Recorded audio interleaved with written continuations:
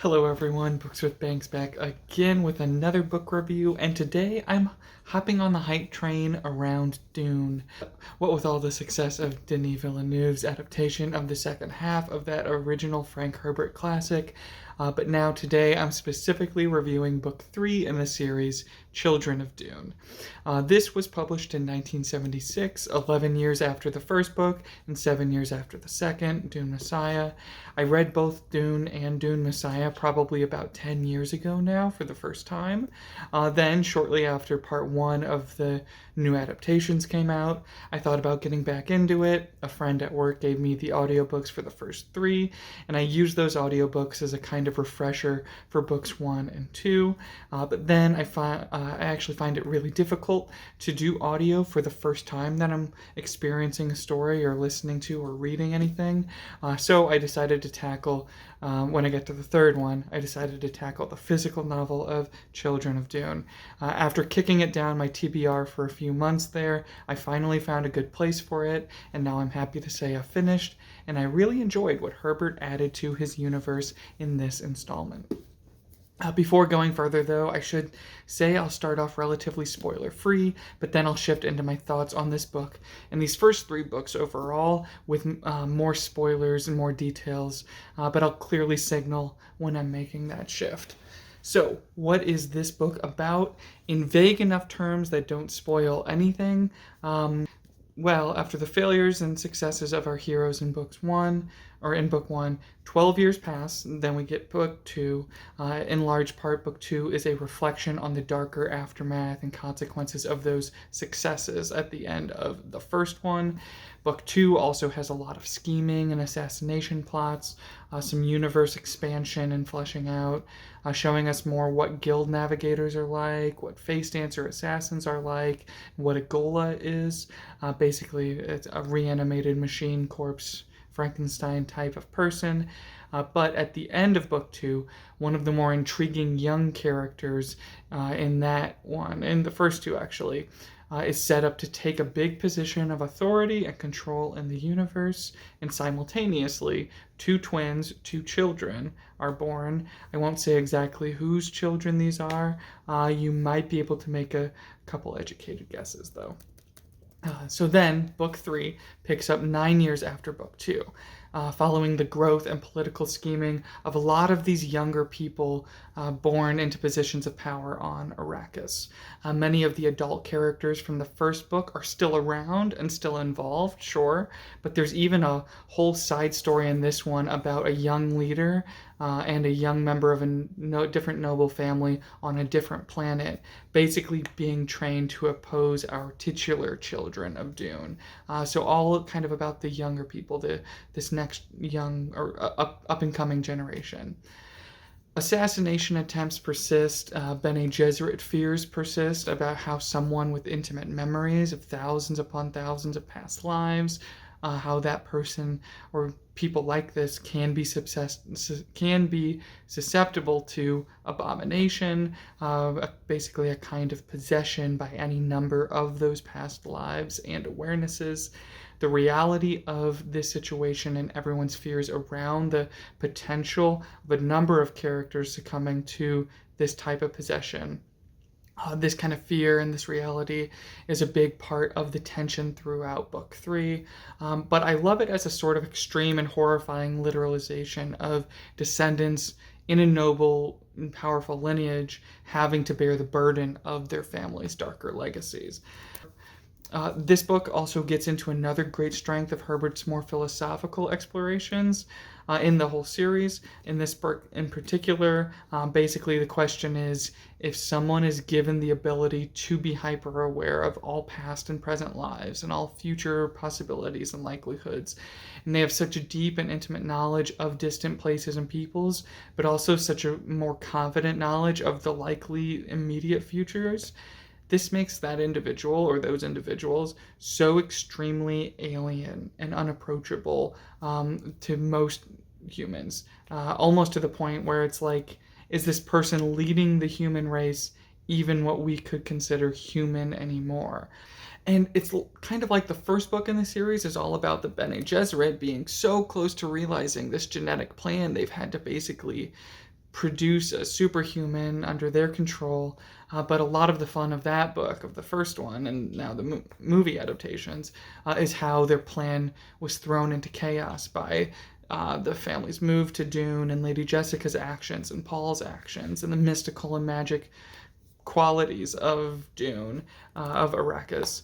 But when we see signs of the success of this genetic path reaching that point of supreme awareness and superhuman mental abilities, what happens next? Where does that perfectly, like, genetically produced, like, funneled, that funneling of these perfect genetics, where does that lead? And then what happens next? And then what happens next? If that person becomes a leader, if their descendants become leaders, what types of leaders will they be? This story also has a lot to say about ecological and economic development, post-imperial conquest of areas with super valuable resources. Sure, if Arrakis is becoming a more habitable place, if there's more flourishing wildlife, more water, more quality of life improvements, what ultimately is lost on a cultural level within the culture of the indigenous people. So this book plays around nicely in that uncomfortable space of, on the one hand, yes, development and improving quality of life can be a good thing, but on the other hand, what environmentally unique and culturally significant aspects are being lost and destroyed in that process? The characters in the book, if not Herbert himself, come down very, very clearly on what they feel should happen on Dune, and I can't say more on that front without spoiling the book, though. So, yes, I think at this point I'll shift over now into a more detailed and spoiler-filled discussion. If you've watched up to this point, but you want to avoid spoilers, thank you so much for watching, and please come back to check out the second half of this video once you've read Children of Dune for yourself.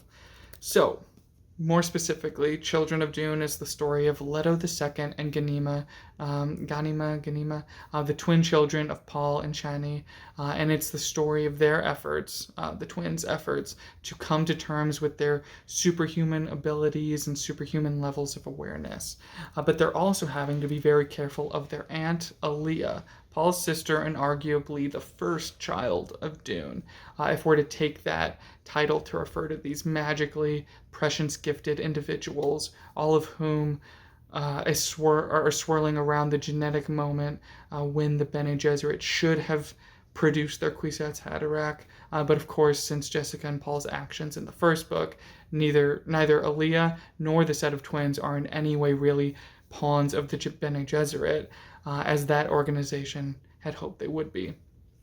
Instead, they all inherit Paul's legacy as imperial rulers, and they have to basically rehabilitate the Galactic Empire in the wake of the Jihad and all the violence and political scheming that brought the galaxy under the Atreides rule and the Fremen rule. So let's go through the characters. I figure there's a lot of really unique characters in the different places they go and what Herbert's exploring with each of them. It's all... I guess I enjoy how he structured his book around their different journeys, around their different missions and their different journeys, and so I'll structure my review in a similar way. So first, let's look at Stilgar. Stilgar still has a prominent role to play, but it's a bit sad, and I think Herbert uses his character to great effect. Stilgar is a representative of how things were before Muad'Dib, but also of the zealotry around Muad'Dib. Also, maybe more than anything in this book, Stilgar is a great audience and kind of reader surrogate for how horrifyingly brilliant these young children are and how terrifying their levels of comprehension and awareness are. Then we have Lady Jessica. She was away for the second book, but finally returns to Arrakis. People are worried she's come back to bring the planet under Bene Gesserit control. Sure, she was a bit of a renegade Bene Gesserit in the first book, but now everyone's pretty sure and everyone's afraid that she's back to representing their manipulative ways. And I'm not sure if we ever see that this is exactly her goal. She definitely still believes in the mission of the Bene Gesserit, or at least they're more broad and more widely applicable kind of teachings. But as soon as she gets to Arrakis in this one, it's clear that this isn't a safe place for her or any other Bene Gesserit. Jessica's able to call out her daughter, Aaliyah. She's able to raise the Fremen people's suspicions of Aaliyah. We'll get to Aaliyah in a little bit. Sticking with Jessica, she quickly goes off. She's sort of pretend kidnapped, and she's taken to Seleucia Secundus, home planet of the Carino family, the former line of emperors that Paul defeated in Book 1. The former emperor's grandson, Farad'n, is raging against his mother's recent bold and poorly thought out assassination attempt on the twins. Farad'n isn't convinced all of the scheming and assassination stuff, all this stuff that dominated so much of the second book, Dune Messiah.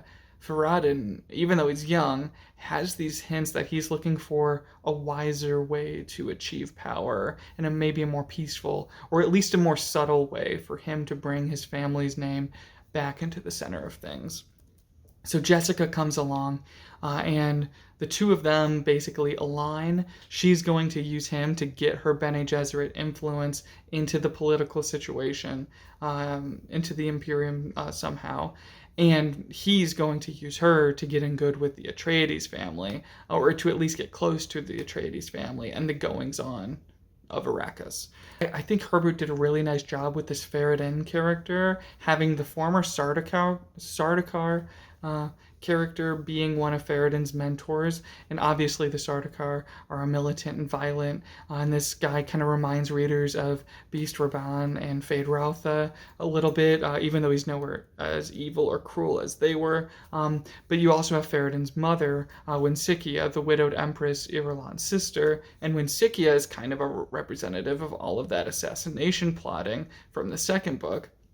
And I think Herbert uses Farad'n's wise kind of navigation between these two, I guess, types of revenge and choices, paths laid out for him. Herbert uses Farad'n's wisdom and his disagreement and his disgust with the way things have been to show another break out of the cycle. Not only are we going to see Paul's children forcibly break off from predestined cycles, but even the descendants of the antagonist of the Carino family, they're doing a similar thing here.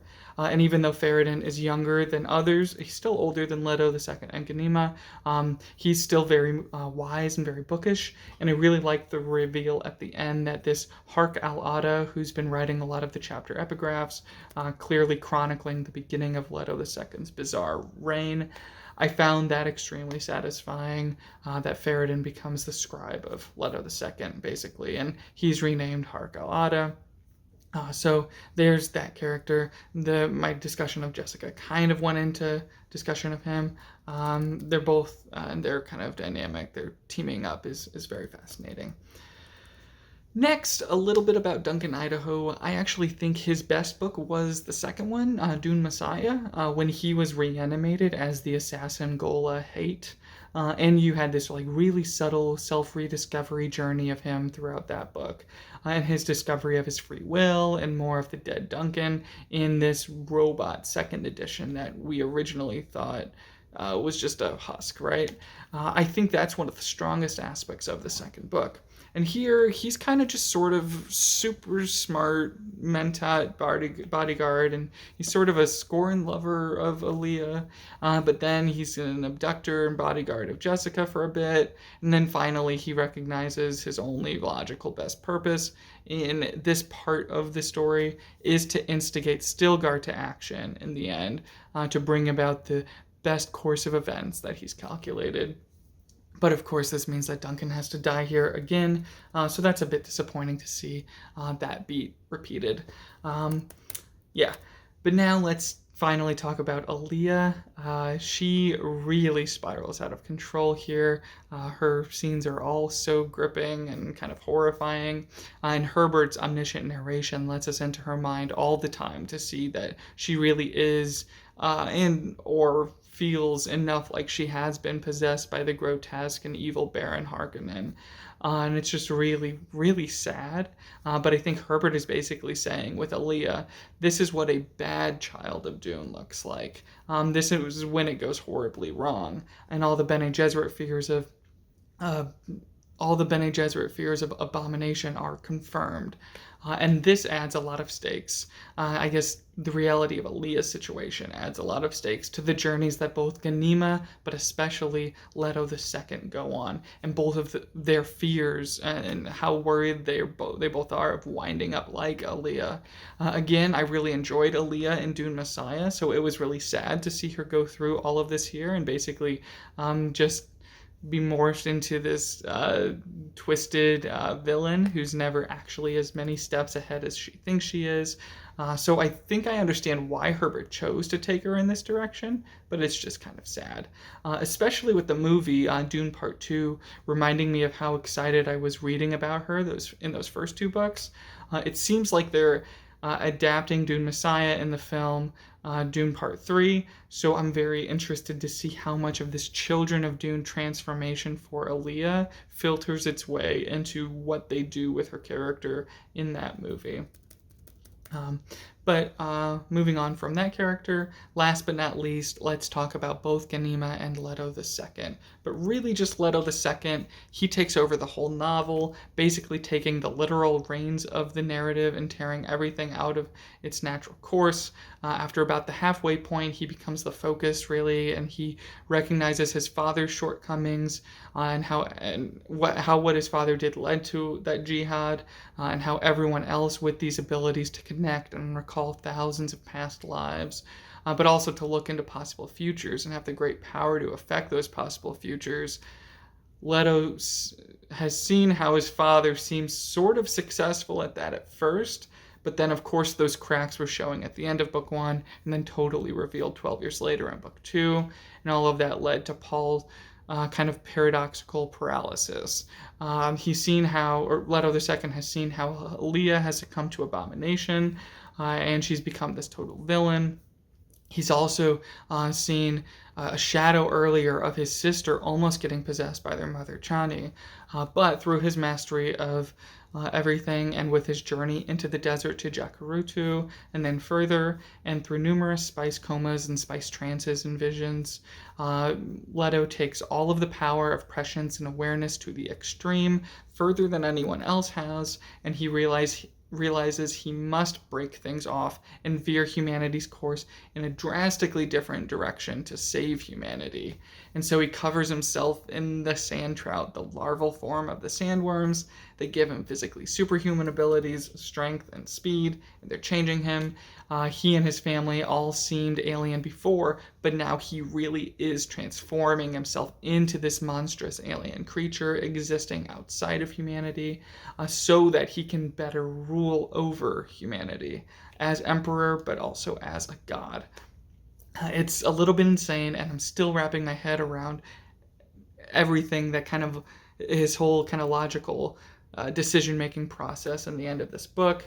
But I couldn't put the book down while I was reading it. And then Herbert, I think, ties all of this in beautifully with how the development of the world, the actual quality of life improvements of the planet Arrakis, how this is all leading there to be too much greenery and water on the planet, and all of the sandworms are dying out. And it was the alien magic of this planet in the first place that helped Paul and Jessica take these steps, propelling their family along the golden path. And so now Leto II is literally immersing himself in the living creatures of the planet to, I guess, return the favor and help the planet exact its revenge on the Empire's development. It's really fascinating stuff. Another quick note, the preacher, basically Paul's only presence in this book. He's fine. I like him as a tool to irritate and send Aaliyah into even more of a panic. And I like when he goes to Seleucus Secundus to interpret Faradin's visions. And then when he's asked what his interpretation is, he's like, oh no, I said I'd come and interpret your vision. I never said I'd tell you what the interpretation was. I thought that was really funny. I also really find it fitting, or a fitting end for him.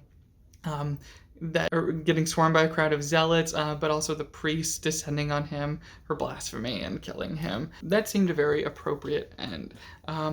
But yeah, that should just about do it. I really did love this book. I don't want to drone on too long about the novel, but basically I feel like Herbert took his cast of characters and strategically positioned them all in this perfect game to make sure the conclusion was some sort of wild breaking away from the pattern. And that's definitely what we got. It's a great book. I would definitely recommend this to any fans of the first and second books. I'd recommend to keep going into this one. And of course, I'd recommend any fans of the films to give any of the books a try. Thank you all so much for watching. Have a great day.